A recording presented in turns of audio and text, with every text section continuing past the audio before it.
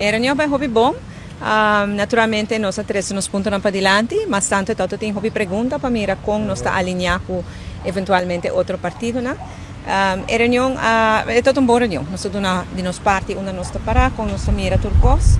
É pergunta crucial tá se nós está disposto para formar governo, nós sabemos que sim. Também aponta se nós está disposto para formar com todo partido que tem assento, nós sabemos que nós não está excluindo nenhum.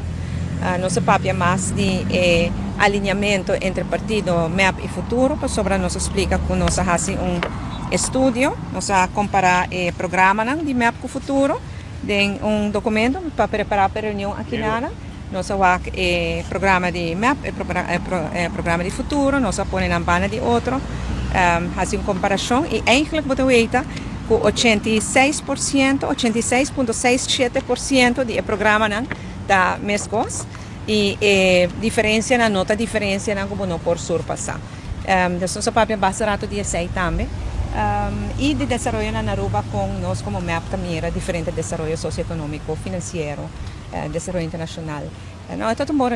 Nós explica que nós purba comparar com o partido AVP, mas não tem programa. Nós diz que 10 pontos não, que depois mês já vamos comparar muito. A receber o partido PPA, que nós temos processo de fazer trabalho grande, caminho que comparar eigenlijk tema para tema.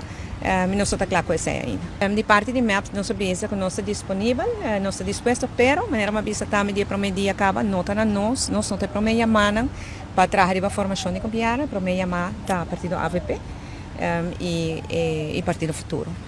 Pero nós estamos disponível sim. MEP da classe da oposição, ou da governação, nós está claro, nós está respeitar a decisão do povo.